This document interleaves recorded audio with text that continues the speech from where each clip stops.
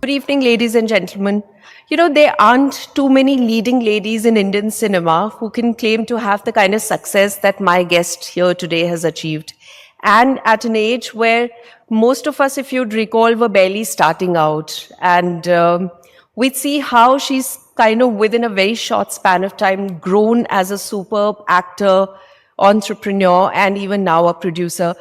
Before we start, could I please request you to put your hands together again for the National Award winner, ALIA BHATT. Sure.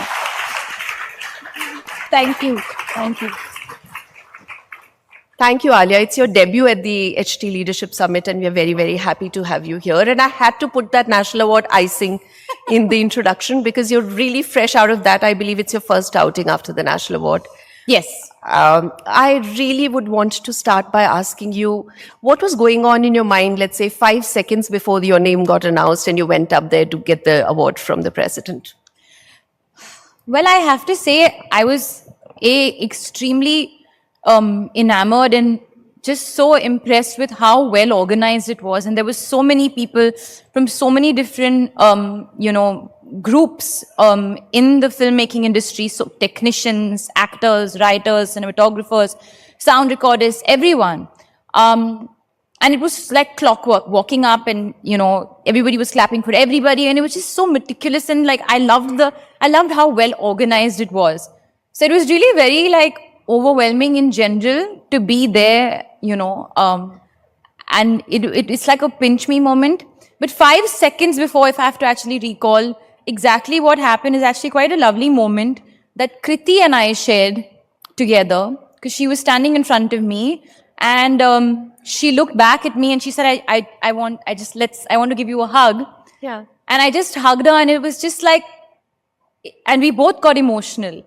It was just two young girls, living the dream and feeling a moment of gratitude, and with gratitude sharing it with each other.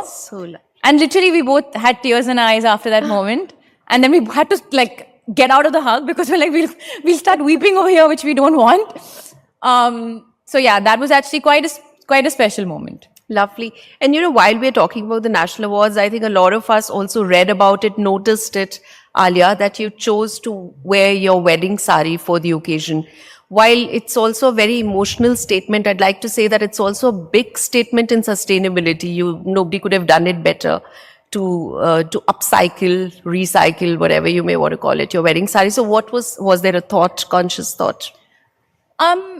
See, whenever there's a big event or a big moment coming up, the first thought is you start preparing for it. Okay, what am I going to wear? What am I going to do? And, how is it going to be? And when it was announced on social media, my mind instantly went to, okay, where is it going to be and what am I going to wear? And instinctively, I just felt like, I think I'm going to rewear my wedding sari.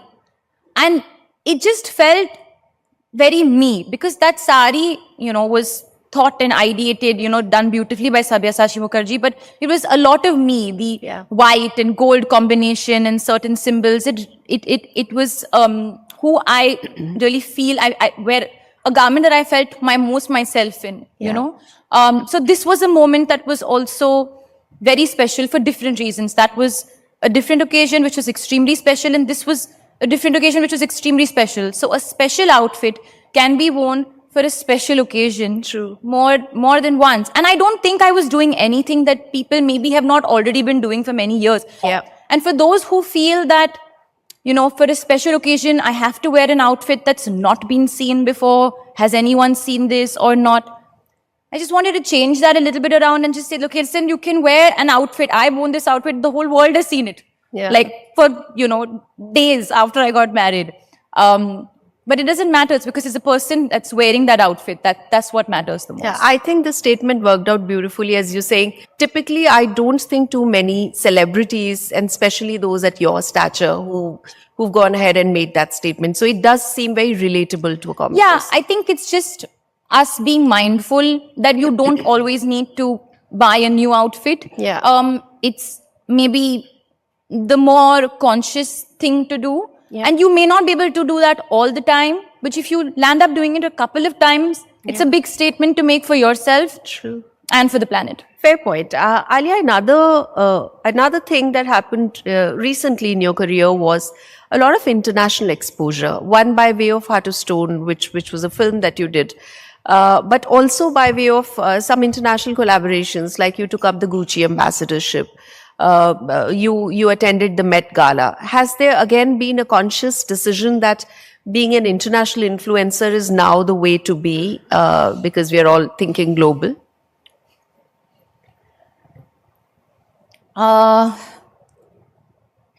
See, I think, like, for example, doing a film like Heart of Stone was a choice of doing an English language movie. Like the year before that, did a Telugu language movie. Like maybe hopefully in the near future, I'll do a Malayalam language movie or you know what I think the idea is to broaden your horizons, to as many languages, reach out to as many, industries, get outside your comfort box and comfort zone again and again. So that was the intention. And whereas Gucci and everything else, I think I've said this before, it's an association that I feel is most organic because of how much I believe in I really naturally connect with the products of the brand. But Gucci has come to me because Gucci wants India.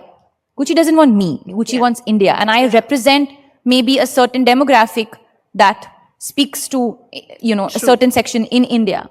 So I think it's only proof of how booming the Indian market is and how much anticipation there is to bring on the consumers from India to global brands as well. So, for instance, when you went to the Met Gala, and now that India is practically a growth story that everyone seems to be talking about, did you see a perceptible difference in the way now Indian celebrities are being treated abroad? I didn't feel anything different. So I think that's the difference. I was treated the way anybody who should be treated. Yeah. A lot. Of course, South Asian representation can only become better and better. I don't think we should ever stop there. That can only become more. But like even when I'm traveling and, I'm always taking India with me and I represent that side of where we come from. And that's something that I'll always be I'll take very mindfully and be very responsible of. Yeah. And this is particular of women celebrities, though I'd say that everyone has that pressure now. But all your appearances, not yours, but all celeb appearances, especially at international forums, etc., also attract a lot of attention, positive or negative, on social media.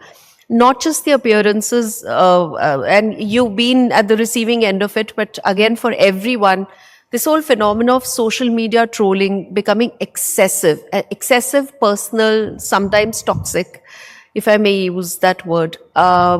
People have an opinion on someone's married life, their relationships, how they are in terms of with their other colleagues, etc. So it's come your way. Does it anger you? Does it bother you? And if it does, how do you deal with it?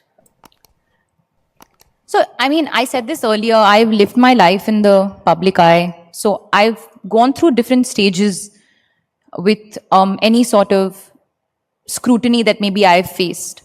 Maybe initially I was a little bit more defensive, younger, you're a little bit more like, Arey, but why are they saying this? Maybe later on I was a little bit more dismissive, like, forget it, nobody cares. But I think I've grown into a person who genuinely feels that I have nothing to complain about. And I don't think it's fair, the position that I'm in, maybe the privilege that I have. It doesn't look nice for me to be like, oh, I don't like that people are saying maybe not nice things about me.